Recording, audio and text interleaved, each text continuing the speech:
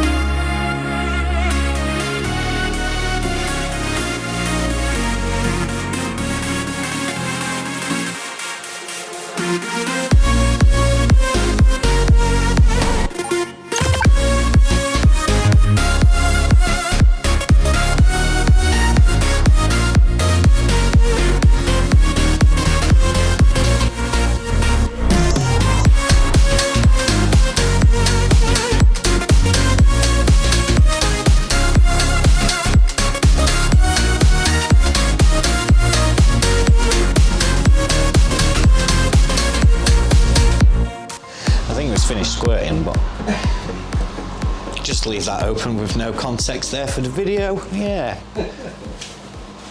Hi there, guys and girls. Welcome back to the workshop.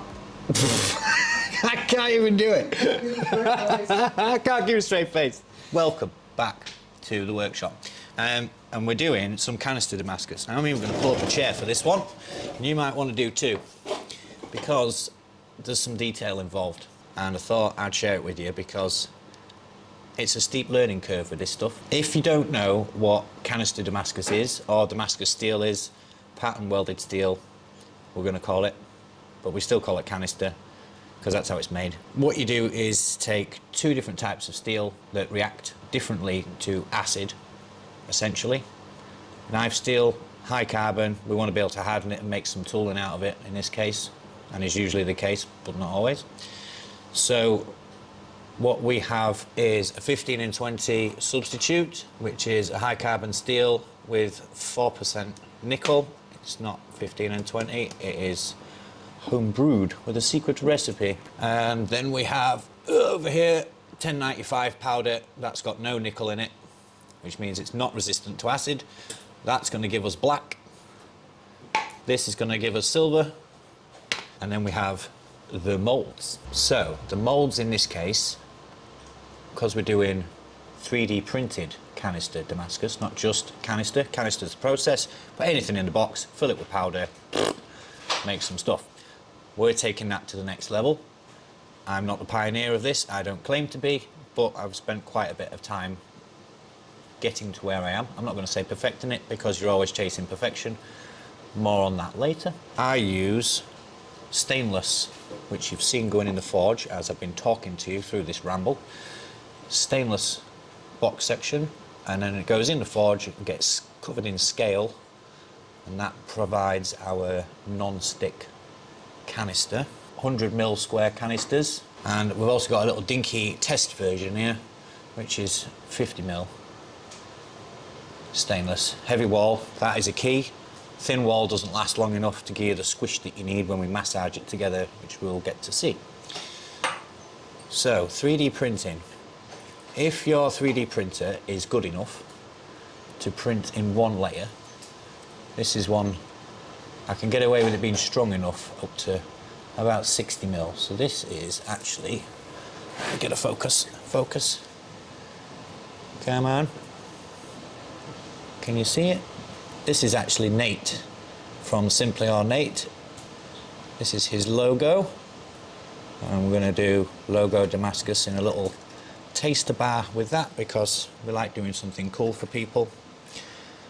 And these bigger boxes are for firework knives, which we'll be releasing hopefully sometime before the firework actual season begins.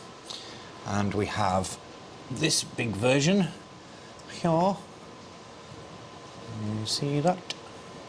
Which is meant to represent a firework. It won't represent a firework by the time it's done, but it's going to look cool. And then we have these ones in here.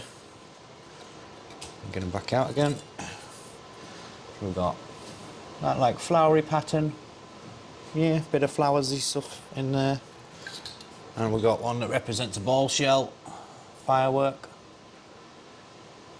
And you'll notice that you can see through these. And that's quite critical, as the easy way to fill these up is to put some drainage areas in the areas that you don't want with all your other powder.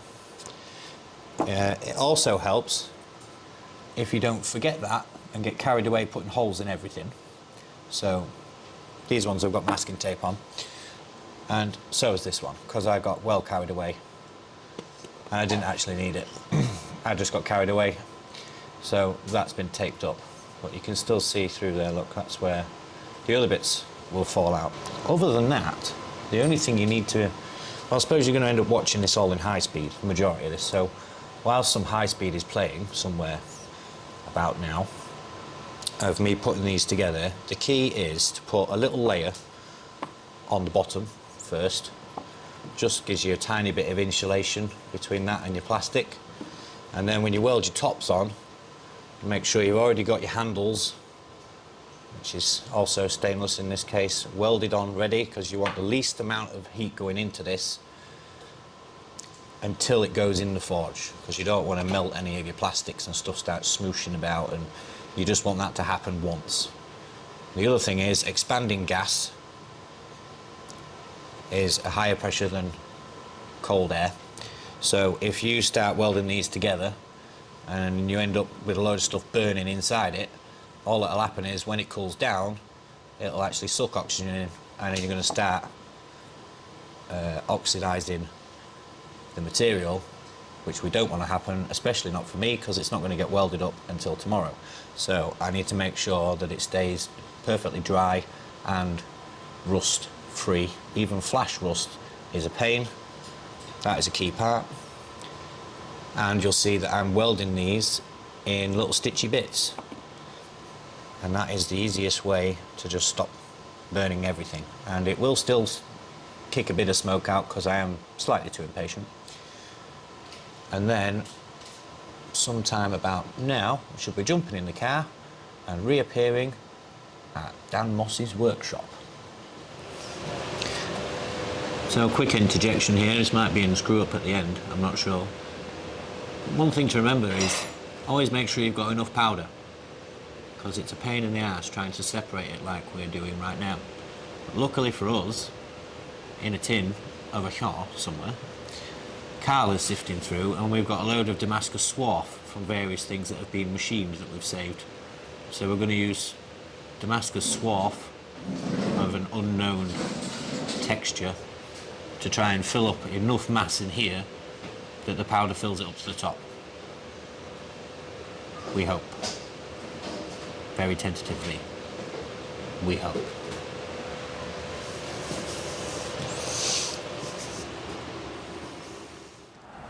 Boom. Just like that. Anybody recognise this place? Ooh. Yeah. Bit of peace and quiet in here. They're going to go in that forge, and then I'll get you some squishy shots, and hopefully we end up with something cool.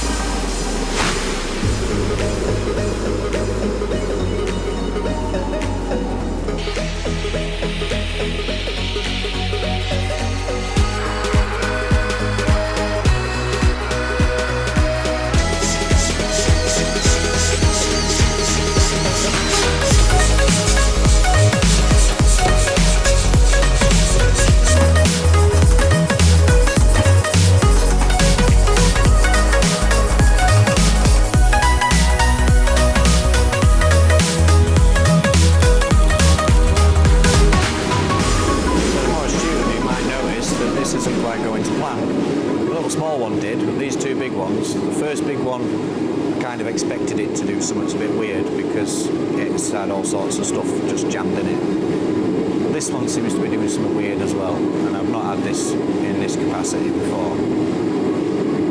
And I'm starting to think that it might have been the masking tape, or 3 days in the canister without welding is too long, and it's just oxidised enough for it being so reactive and clean.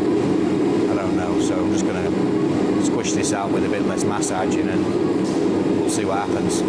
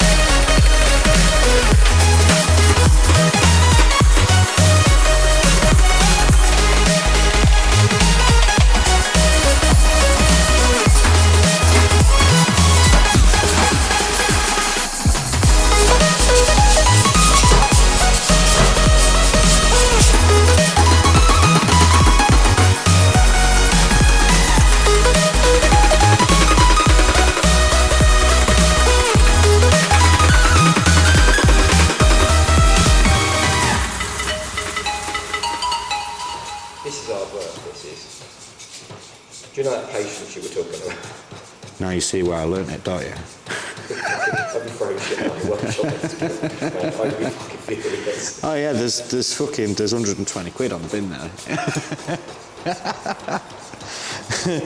Well, but that's it's part of learning, isn't it?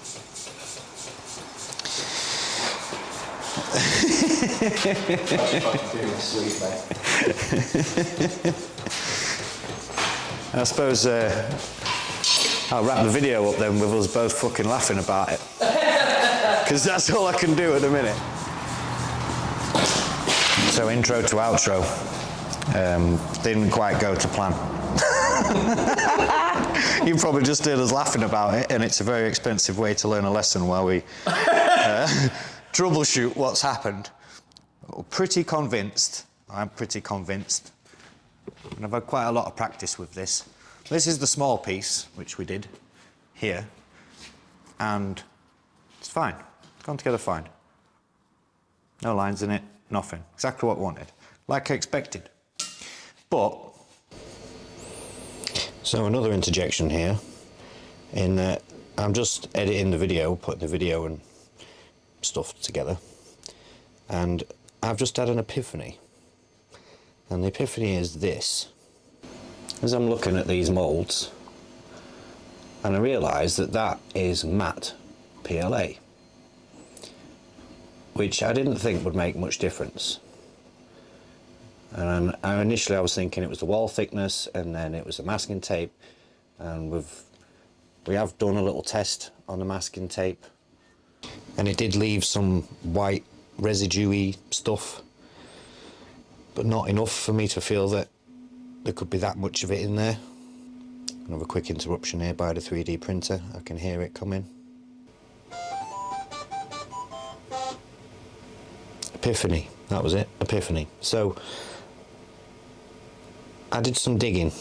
I went back in time, I looked at the other video of us doing the other canisters, which worked fine, and the moulds are somewhat shinier. So I was sure I had a spare mould, and I found one here. This is the spare for Dan's mould. I measured the wall thickness.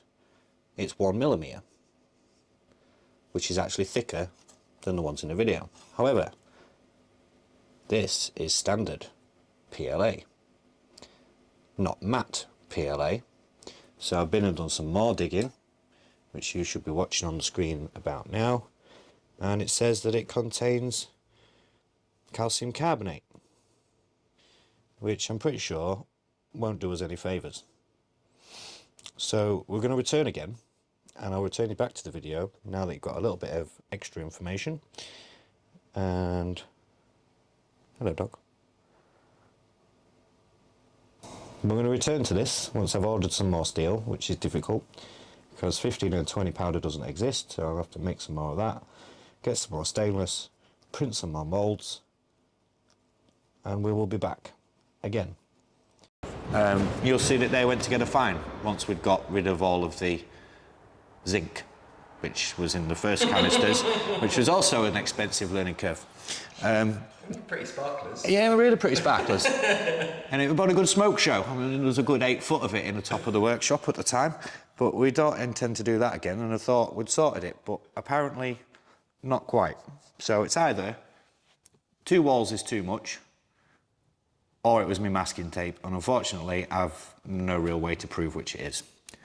But you saw the detail of how to put the canisters together, you saw the process involved, and there's no point hiding things when they don't go right because it might help somebody else. And we're not one of them type of people. We like to share our mistakes, laugh and enjoy, and the patience you heard us talking about earlier just continues. So I hope you enjoyed that. This guy's still alive. Hello. He's actually doing all right. And we'll see you next time, we hope. See you later.